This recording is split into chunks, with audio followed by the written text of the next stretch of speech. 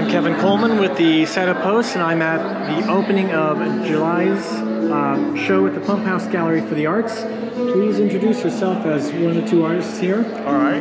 My name is Stephen Riggs, and I have a lot of oil paintings. There's a couple of drawings here, but mostly oil paintings. And there's a lot of stories behind all of the paintings. This one that we're standing here in front of right now is based on photographs that my great-grandmother had taken at the time that she got engaged to my great-grandfather. Now, the old photographs that I used, she was not reading a letter in those photographs. I kind of played with reality there and made her reading a letter. And it's interesting, on this piece here, the last time it was exhibited, all of the men assumed that she was reading a letter that maybe her husband had been killed at war, and all the women thought she was reading a love letter. So it's interesting what art can prompt people to think. Well, her expression is sort of neutral, so you can compose what you want. And that my grandmother's expression was typically pretty neutral until you got in trouble. Now, we've met before, I think. Are you from Pickaway County? I live in Pickaway County, yes. I live in Circleville, Ohio. Have you been a part of previous shows here at the Pump House? Yeah, they do the Chillicothe Art League does a spring juried exhibit. I always enter a piece in there. I did exhibit here probably 6 or 7 years ago. I did a solo exhibit here. And they have a Hills exhibit that the Pump House does every fall. So this September, I'll have a couple pieces in that too. So you say most of your work is oil? Is oil on canvas. Any others you'd like to comment here? Oh, let's see. Let's go down here because there's something that's fairly local down here. Okay.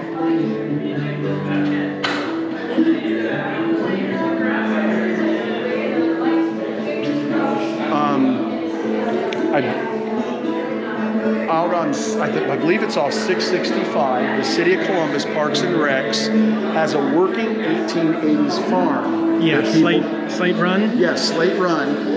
This painting was based off some sketches I did at Slate Run back about 2012. And I had those sketches in a sketchbook, and just one day I thought that would make a great painting. And these women were out in the field at Slate Run in the fall, just working in the field because they worked that farm just like an 1880s farm. So it has a sort of a feel of the Gleaners.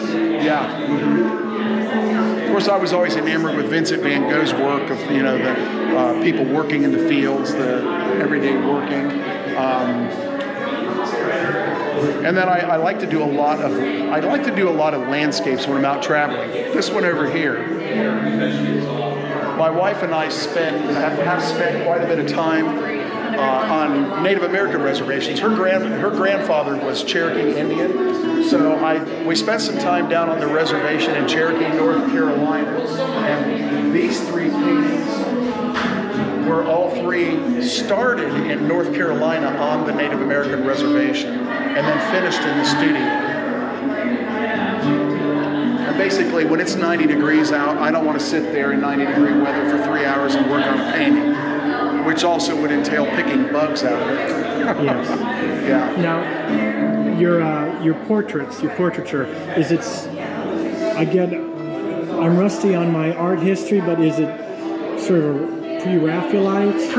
It was probably closest to pre-Raphaelite. Okay. All of the people in all of the paintings that I do are actual real people. There's a painting upstairs, and I did a series of paintings that were all titled in French because French just sounds better than English. It's called Le Livre de Vie, and in French that means the Book of Life. And that painting is upstairs. It's a very large painting. And she's holding a skull? A fellow artist modeled for that painting. Okay. This is a man I used to work with. There's another one upstairs called The Philosopher. And my auto mechanic, I used him for that. And believe me, he's not a philosopher. Well, who did the art for the Saturday Evening Post? Norman Rockwell. I think there was one guy that he loved to paint, and he was forbidden to paint him again, and he kept sneaking him in. Sneaking him in, yeah. So is your work here for sale? Yes, all of it's for sale, and if all my pricing is negotiated. It's all negotiable. The way I price stuff is I throw a dart at it, and if somebody's, I don't want anybody ever go without art just because they can't afford a certain piece. I've even got some pieces here that I've just priced really low. There's a lot of people that would like to own original pieces of art, and maybe it doesn't fit in their budget. So I kind of make sure everything runs the gamut. So how can people find you online? Actually, just go to Google, type in artist Stephen Riggs with a V, and all kinds of stuff comes up. From past exhibits, my website, everything comes up. All my information's there. Yep. And is there any event in Pickaway County, like a traveling art tour? I'm trying to think of maybe nothing that I can think of in Pickaway County right now. I think I first saw your flyer at a vineyard. Okay. That's what I'm thinking of. Okay. A vineyard tour. All right. Well, you are half of this show here, so it goes on until the end of the month. Till the 31st. Yep. All right. Well, thank you very much. All right. Thank you, sir.